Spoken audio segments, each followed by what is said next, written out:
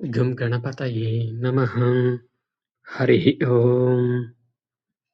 వాల్మీకి రామాయణంలో బాలకాండలో దశరథుడు సంతానము లేనందులకు విచారపడుట, అశ్వమేధ యాగం చేయుటకు సంకల్పించుట గురించి చెప్పుకుంటున్నాం. ఇంతటి ప్రభావశాలియు, ధర్మజ్ఞుడును, మహాత్ముడును అయిన ఆ దశరథునకు వంశోద్ధారకుడైన పుత్రుడు లేకుండుటచే అతడు సంతానము కొరకై పరితపించుచుండెను. ఈ విధంగా చింతించుచున్న ఆ మహారాజునకు సంతాన ప్రాప్తికై అశ్వమేధ యాగము చేయుట యుక్తము గదా అను ఆలోచన తట్టెను.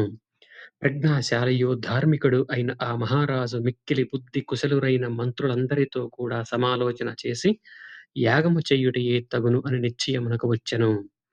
అంతట దశరథుడు పురోహితులతో గూడి గురువులందరినీ తోడ్కొని రమ్ము అని మంత్రి సత్తముడైన సుమంత్రుని ఆదేశించెను. పిమ్మట సుమంత్రుడు తత్క్షణమే త్వరగా వెళ్ళి వేద పారంగుతులైన సుయజ్ఞుని, వామదేవుని, జాబాలుని, కాశ్యపుని, పురోహిత ముఖ్యుడైన వశిష్ఠుని అట్లే ఇతర బ్రాహ్మణోత్తములను రాజభవనముకు తోడ్కొని వచ్చెను. ధార్మికోత్తముడైన దశరథ మహారాజు అచ్చటికి విచ్చేసిన వశిష్ఠాది బ్రాహ్మణోత్తములందరినీ పూజించి ధర్మార్థ సహితములైన వచనములను మధురముగా ఇట్లు పలికెను. పుత్రుడు లేనందున తపన పడుచున్న నాకు మనశ్శాంతి కరువైనది. అందులకై అశ్వమేధ యాగము చెయ్యవలయునని నా సంకల్పము. అందువలన విధి విధానముగా యజ్ఞదీక్షను గైకొనదలచితిని. నేను కోరుకొనుచున్న ఈ అశ్వమేధ యాగము నిర్విఘ్నముగా కొనసాగు ఉపాయమును ఆలోచింపుడు. వశిష్ఠుడు మొదలగు బ్రాహ్మణోత్తములందరూ రాజుగారి నోట వెలువడిన ఆ పలుకులకు బాగు బాగు అనుచు మిక్కిలి సంతోషించిరి. వారందరును పరమప్రీతులై దశరథునితో ఇట్లనిరి: యజ్ఞములకు అవసరమైన యూపపాత్రాది ఉపకరణములన్నింటినీ తెప్పింపుడు. యజ్ఞాశ్వమును విడువడు. ఓ రాజా, పుత్ర సంతానము కొరకై మీకు కలిగిన ఈ ధర్మ సంకల్పము ఉత్తమమైనది. కావున మీరు అభిలషించిన రీతిగా పుత్రులను బడయగలరు. దశరథుడు అద్విజోత్తములైన అమృత వాక్కులను విని మిక్కిలి ప్రీతి చెందెను. పిమ్మట ఆ రాజు ఆనందాశ్రువులను రాల్చుతూ అమాత్యులతో ఇట్లనెను: మా గురువులు ఆదేశించిన రీతిగా యజ్ఞమునకు వలయ వస్తువులను సమకూర్పుడు.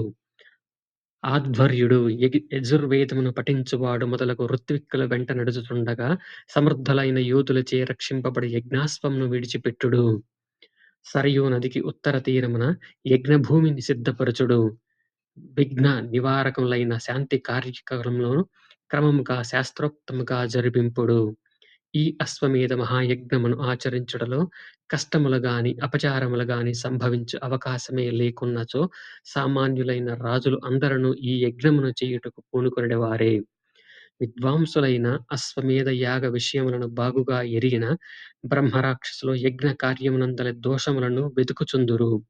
వారు యజ్ఞమును భంగపరచుటకు యత్నించుచుందురు. యజ్ఞము పాడైనచో కర్త వెంటనే నశించును. నేను సంకల్పించిన ఈ అశ్వమేధ యాగము ఎట్టి లోపము దోషములు లేకుండా యథావిధిగా పరిసమాప్తమగునట్లు చూడుడు. మీరు కార్యనిర్వహణ దక్షులు కదా. ఆ మంత్రులందరూ మహారాజు యొక్క ఆజ్ఞలను విని ఆయనను ప్రశంసించుచు ప్రభువులు ఆదేశించినట్లే చెయ్యుదుము అని పలికిరి. ధర్మజ్ఞులైన ఆ బ్రాహ్మణులందరూ రాజును ఆశీర్వదించి ఆయన అనుజ్ఞను గైకొని తమ తమ నివాసములకు వెళ్ళిరి. బ్రాహ్మణోత్తములను వీడ్కొలిపిన పిదప మహారాజు ఋత్విజులు ఆదేశించిన విధముగా యజ్ఞ ద్రవ్యములను సిద్ధపరచుడు అని సచివులతో పలికెను. మహారాజు ఈ విధంగా పలికి అచట చేరియున్న అమాత్యులను పంపివైచి సంతోషముతో తన మందిరమునకు ప్రవేశించెను. పిమ్మట ఆ మహారాజు తన ప్రియ పత్నులైన కౌసల్యాదుల కడకేగి పుత్ర ప్రాప్తికై యజ్ఞమును చెయ్యతలచితిని. మీరును దీక్ష గైకొనుడు అని పలికెను. మిక్కిలి సంతోషకరములైన ఆ పలుకులకు సుందరీమణులైన ఆ రాణుల ముఖపద్మములు మంచు తొలగిన పిమ్మట వికసించు కమలముల వలె శోభించెను. ఇది శ్రీ వాల్మీకి మహర్షి విరచితమైన ఆదికావ్యమైన శ్రీమద్ రామాయణమునందలి బాలకాండమునందు 8వ సర్గము సమాప్తము.